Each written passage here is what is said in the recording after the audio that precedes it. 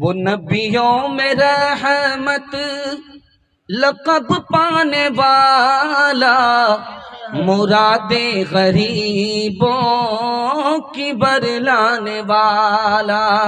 वो नबियों में रहमत लक़ब पाने वाला, मुरादे गरीबों की बरलाने वाला।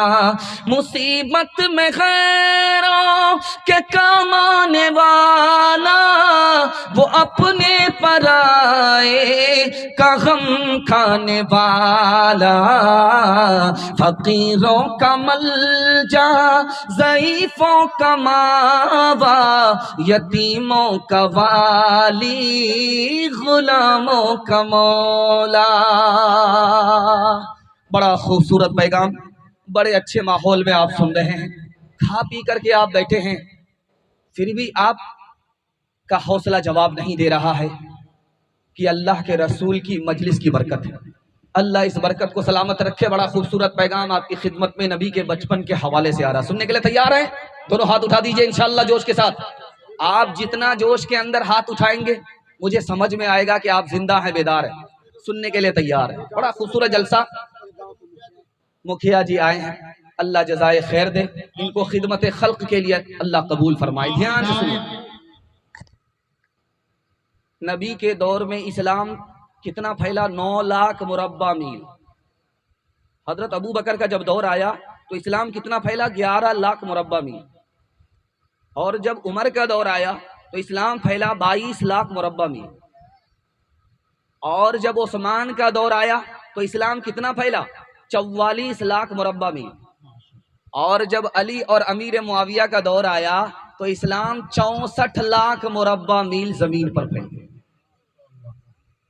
लेकिन जब नबी की आमद हो रही है तो इतने बड़े हिस्से में 64 लाख मुरब्बा मील जमीन पर किसी औरत को बेटी पैदा नहीं हुई, सबको बेटा पैदा हुआ।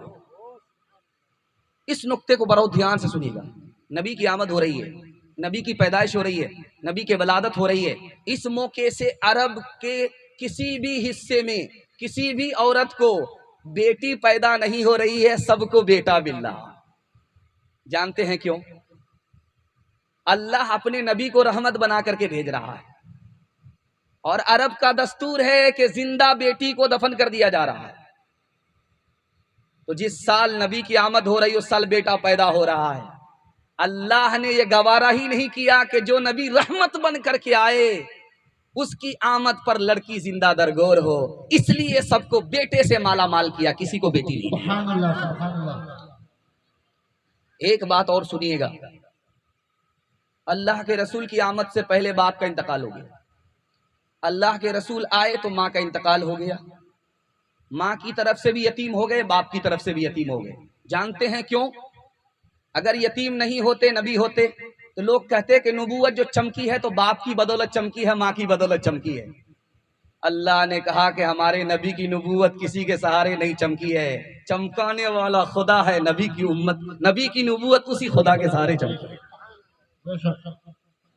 आप देखेंगे जब गर्मी का जमाना होता है तो बच्चे की आंख सुर्ख हो जाती है। गर्मी ज्यादा पड़े तो बच्चे की आंख सुर्ख हो जाएगी, इसको आशोबे चश्म कहते हैं।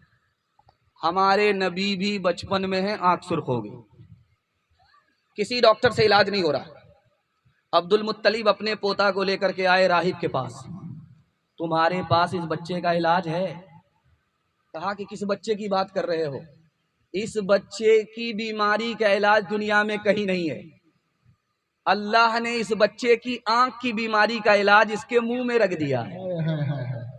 इस बच्चे का लुआब मुंह से निकालो, आंख पर लगा दो, बीमारी खत्म हो जाएगी। सांप ने अबू बकर को डस लिया, लुआब लगा दिया, सांप का जहर खत्म हो गया। अली की आंख दुख रही थी, नबी का लुआब लगा, आंख शिफा पा गई।